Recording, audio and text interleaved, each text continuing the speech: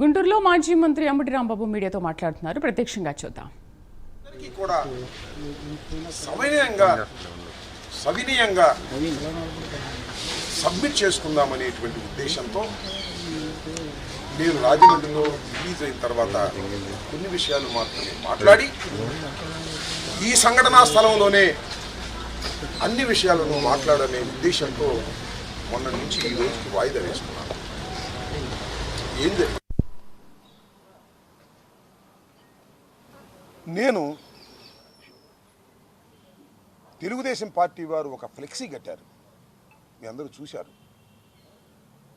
ఆ ఫ్లెక్సీ దగ్గరికి వెళ్ళి ఇలా ఫ్లెక్సీ కట్టడం తప్పు, మంచి సాంప్రదాయం కాదు, ఈ ఫ్లెక్సీని మీరు తీసేయండి, తీసేయకపోతే నేను తీసేస్తాను అని ఫ్లెక్సీ దగ్గరికి వెళ్ళి మీడియా మిత్రులందరినీ పిలిచి చెప్పాను.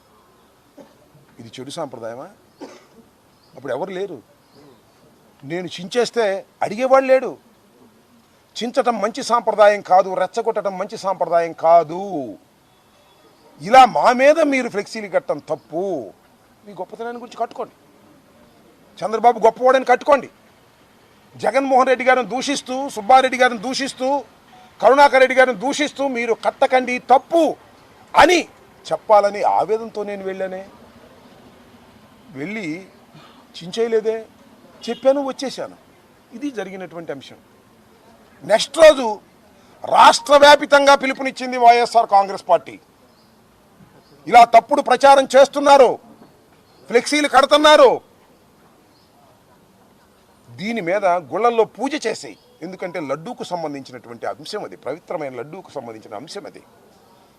వెళ్ళి గుళ్ళల్లో పూజ చేసి చంద్రబాబు నాయుడు గారి విధానం కానీ ఆలోచన కానీ మార్చమని భగవంతుని ప్రార్థించమని మాకు పిలుపు వచ్చింది. ఆ దగ్గరలో ఉన్న వెంకటేశ్వర స్వామి గుడికి వెళ్ళాను, పర్మిషన్ తీసుకుని వెళ్ళాను, పూజలు చేశాం.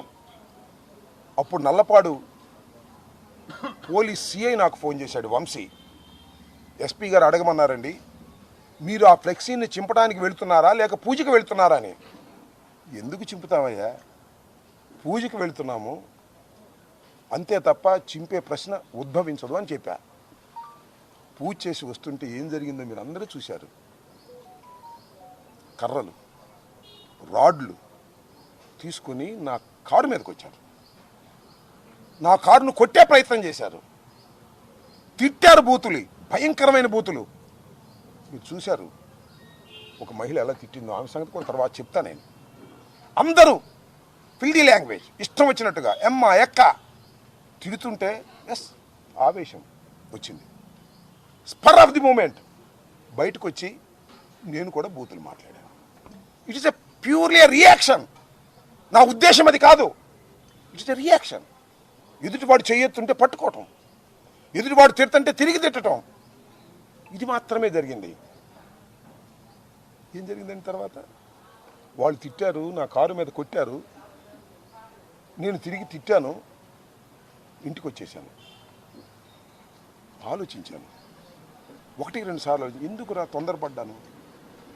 నా అంతరాత్మ ఒప్పుకోలేదు, నా అంతరాత్మ బాధపడింది. వెంటనే వాలంటరీగా వచ్చి మీ అందరి సమక్షంలో 4:20 నిమిషాలకో 4:30కో మళ్ళా ప్రెస్ మీట్ అరేంజ్ చేసి, నేను చంద్రబాబు నాయుడు గారిని ఉద్దేశించి తిట్టలేదు, ఆ స్పెర్ ఆఫ్ ది మూమెంట్లో ఒక చిన్న ఆవేశంలో వాళ్ళు తిడుతున్నారనేటువంటి ఉద్దేశంతో నేను ప్రతిస్పందించి తిట్టాను. అయినా తప్పే అది.